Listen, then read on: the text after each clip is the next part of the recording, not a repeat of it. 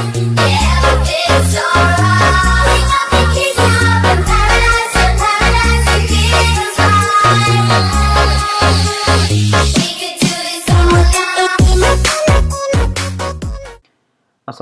warahmatullahi wabarakatuh. Halo teman-teman semua, kembali lagi di channel YouTube Data Science ID. Bersama saya Yasirul Imam. Ini adalah video seri kedua saya dari materi pengenalan dasar Data Science dan Machine Learning.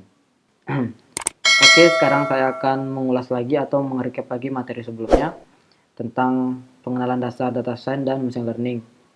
Jadi Data Science itu adalah proses penggalian data atau mengekstrak data.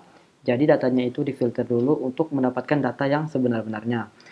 Sedangkan Machine Learning ini termasuk dalam bagian AI atau kecerdasan buatan. Jadi Data Science dan Machine Learning itu sangat erat banget. Mereka tuh saling membutuhkan.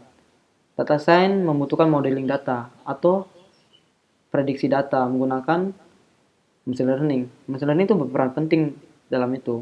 Sedangkan Machine Learning itu membutuhkan data. Karena cara kerjanya machine learning itu belajarnya seperti manusia, belajar dari contoh-contoh. Misalnya contoh-contoh dari data tersebut mereka tuh pelajari dulu. Setelah mereka pelajari, mereka akan dapat hasilnya atau kesimpulan akhirnya tuh gimana. Seperti itu. Jadi itu sedikit pembahasan dari materi sebelumnya. Jika kalian masih bingung, kalian bisa lihat aja video sebelumnya. Ntar linknya saya taruh di deskripsi. Oke, sekarang saya lanjut ke video kedua saya tentang tool atau aplikasi yang saya gunakan beserta cara install dan memasang ekstensinya. Oke, lanjut. Saya menggunakan dua tool atau aplikasi, Anaconda dan Google Colab atau kolaborasi. Nah, sekarang kita lanjut aja ke Anaconda terlebih dahulu. Buka dulu web browser kalian. Tulis di search engine Anaconda. Python. Nah, langsung ke halaman resminya ya. Jadi Anaconda ini aplikasi atau tool yang open source. Ya, user friendly banget lah. Jadi dia tuh support ke 3 OS langsung, ke Windows, macOS ataupun Linux. Jadi kalau kalian mau download, langsung aja download. Bakalan diarahin ke bawah. Nah, jika kalian pengguna Windows, langsung aja download ke Windows ini. Kalau macOS ataupun Linux. Jadi kalian tuh bisa download sesuai dengan OS yang kalian pakai ya, dan berapa bit juga. Misalnya kalian menggunakan Windows 32 bit, ya udah pakai yang 32 bit. Dan di Anaconda ini juga mempunyai dua versi. Versi Python 3.7 ataupun Python 2.7. Tergantung dari kalian sendiri mau pakai yang mana. Kalau aku merekomendasikan pakai Python 3.7. Untuk penjelasannya kalian bisa cari aja di Google kenapa pakai Python 3.7 atau 2.7. Karena aku fokus ke bagian instalasi dan penjelasan aja ataupun perbandingan dari kedua tool ini. Oke, sekarang aku akan menjelaskan lagi tentang Anaconda. Anaconda merupakan sebuah distribusi bahasa program Python atau R. Jadi aku nanti bakalan ngodingnya tuh menggunakan Python ya, tidak menggunakan R. Jadi kalau kalian mau pakai R, silakan. Mungkin aku tidak akan membuat video tentang bahasa program R karena aku lebih fokus ke Python. Jadi keperluan Anaconda ini adalah seperti apa ya? Untuk komputasi ilmiah seperti data science, machine learning, data preprocessing. Nah, sekarang aku langsung aja ya ke aplikasinya. Jadi aku ini sudah download, sudah install. Jadi kalian tuh langsung install aja, gampang banget, tinggal next doang, finish, selesai. Sekarang masuk ke navigatornya aja ya. Jadi Anaconda ini tuh apa? Menyediakan paket-paket gitu loh. Misalnya nih dalam navigatornya itu banyak tersedia seperti Jupyter Lab, Jupyter Notebook, Spider, R. Nah, jadi kalian tinggal milih aja mana kalian yang ingin kalian pakai gitu. Misalkan kalian pengen pakai Jupyter Lab, tinggal launch aja Jupyter Notebook, Spider, R seterah kalian. Jadi aku tuh pakai Jupyter Notebook ya. Aku launch. Ini langsung masuk ke web browser kita. Jadi Jupyter Notebook ini tuh untuk ngodingnya tuh langsung di web browser ya. Nah, untuk kalian untuk memulai, ini folder-foldernya aku.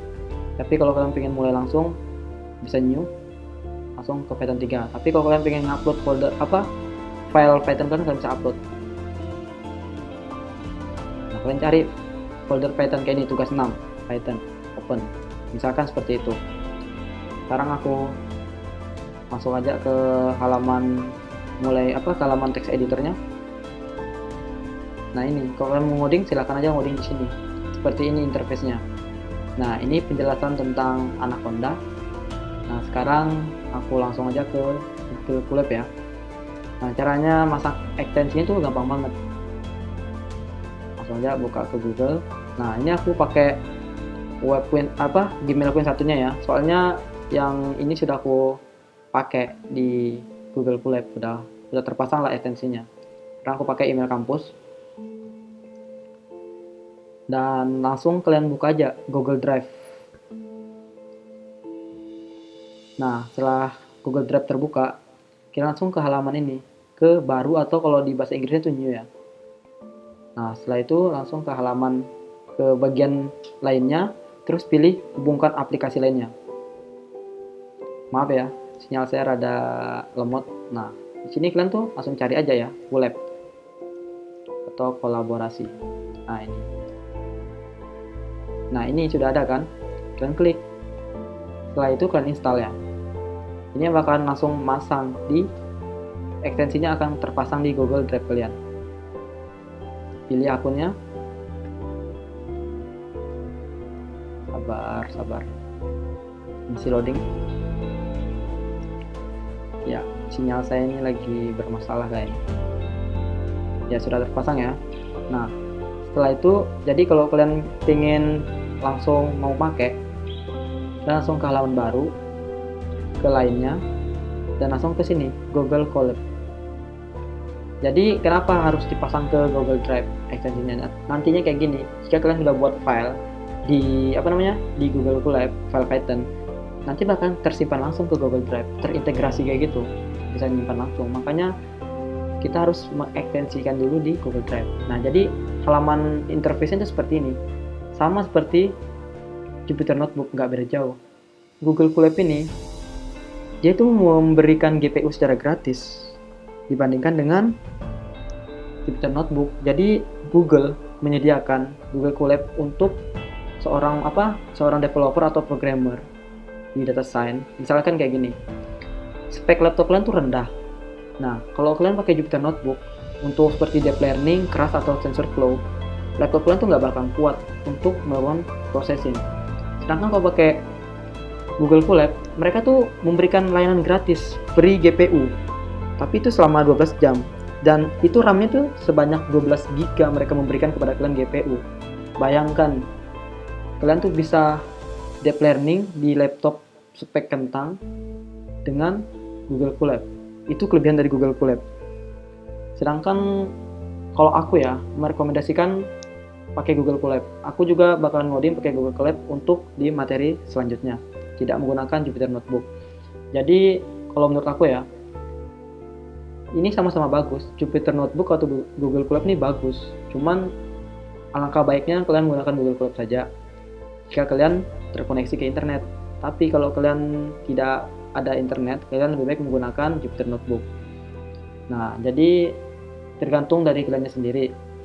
Kalau mau offline silahkan pakai Jupyter Notebook, kalau mau online silahkan pakai Google Colab. Setidaknya Google Colab itu meringankan beban laptop kalian, karena kita dikasih free GPU dan caranya gampang banget. Kalian langsung edit. Nah, di sini ada notebook setting. Langsung ke GPU. Save.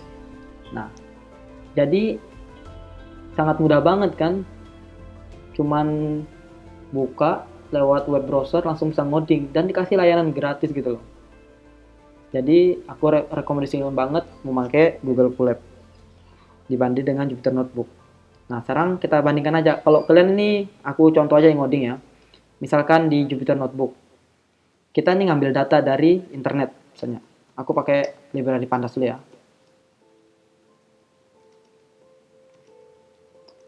Nah setelah itu aku ini mau ngimport data.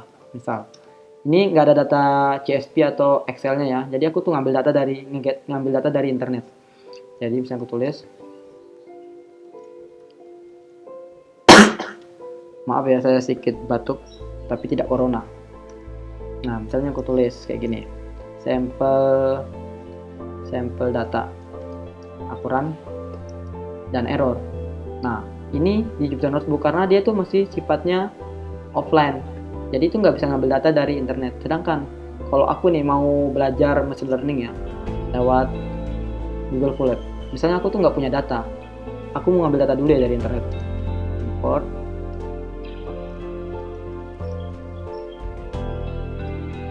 Terus sudah aku run, terus aku lagi import OS.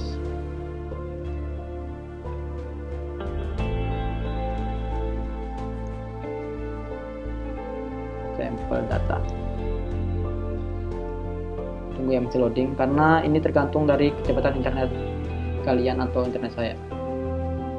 Jadi kalau di Jupyter Notebook itu error, nggak bisa ngambil data. Tunggu bentar, masih loading. Nah, jadi ini datanya udah dapat terbaca. Jadi aku tuh udah mendapatkan data trend small CSP, California hosting test CSP, dan ini semua data CSP semua ya. Nah, ini RAM-nya sudah dikasih sama si Google Colab. Sebanyak RAM-nya itu sebanyak 12 GB. Disk-nya itu 31 GB. Ayo. Gimana ayo? Bayangkan aja Google memberikan layanan gratis sebanyak ini demi seorang programmer atau seorang ahli machine learning. Jadi kalian tinggal milih aja Jupyter Notebook atau Google Colab. Tapi aku untuk materi selanjutnya aku bakal menggunakan Google Colab. Oke, ini penjelasan singkat dari saya. Mungkin di materi selanjutnya saya akan langsung mempraktekkan codingan tentang Pandas, library Pandas untuk data preprocessing atau normalisasi data. Jadi kalian, ini materinya akan terus berlanjut sampai selesai. Jadi saya akan melakukan secara terstruktur untuk seorang data science pemula atau machine learning pemula. Oke, terima kasih.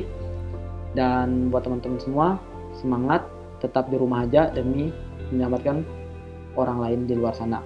Assalamualaikum warahmatullahi wabarakatuh.